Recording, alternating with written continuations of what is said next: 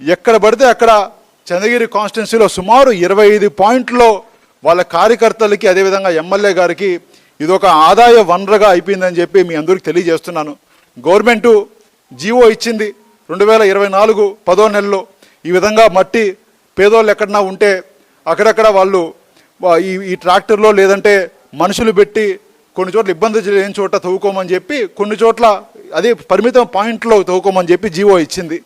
ఈరోజు అవన్నీ వదిలేసి ఆ జీవోని ఏమాత్రం లెక్క చేయకుండా ముఖ్యంగా చంద్రగిరి ఎమ్మెల్యే గారు వచ్చి ఇది ఒక ఆదాయ వర్ణం అయిపోయి ఎవరు కార్యకర్త కూడా నాకు ఒక ఆదాయం చూపించు ఇంకోటి చూపించని చెప్పి వాళ్ళ నాయకులు వస్తే మీరు ఒక టిప్పర్ కొనుక్కోండి, మేము మీకు పూర్తిగా ఆ టిప్పర్కి నేను మట్టి ఇచ్చాను, నేను కార్యక్రమం చేస్తాను, నేను అధికారులు చెప్తాను, నేను ఎంఆర్ ఆఫీస్ చెప్తాను, నేను పోలీస్ స్టేషన్కి చెప్తానని చెప్పి ఈరోజు వాళ్ళందరికీ ఆదేశం ఇచ్చి ఎక్కడ టీడీపీ నాయకులు వాళ్ళ పేర్లు చెప్పుకోనో లేదా ఇంకోటి చెప్పుకోనో ప్రతి చోట వాళ్ళు ఈ విధంగా టిప్పర్లు ఈ విధంగా ప్రతి చోట ఈ విధంగా జేసీబీలు పెట్టి ఎత్తే కార్యక్రమం చేస్తున్నారు.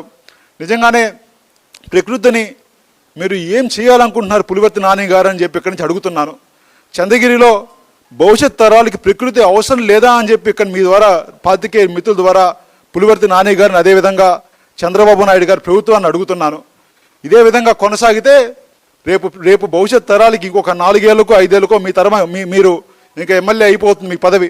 రేపు భవిష్యత్తు వాళ్ళకి రేపు ఇంకో 10 ఏళ్ళకో 20 ఏళ్ళకో ఇదే కంటిన్యూ అయితే రేపు భవిష్యత్ తరాలకి పూర్తిగా ఈ వనరులు లేకుండానే చంద్రగిరిలో చేస్తారని కూడా ఇక్కడ మా పాతికేయ మిత్రుల ద్వారా తెలియజేస్తున్నాను. తప్పకుండా ఇది ఇక్కడతో ఆపాల్సిందిగా అధికారులుగా విజ్ఞప్తి చేస్తున్నాను. ఎందుకంటే అధికారులు నిద్రపోతున్నారని నిజంగా మాకు అనిపిస్తూ ఉంది. మేము వెళ్ళి అధికారులకు కంప్లైంట్ ఇస్తే మేము చూస్తాము పడతామంటారు. పోయి మా వాళ్ళు ఎంఆర్ ఆఫీస్కి వెళ్ళి మీరు తప్పు చేస్తున్నాను ప్రశ్నిస్తే చూద్దాం.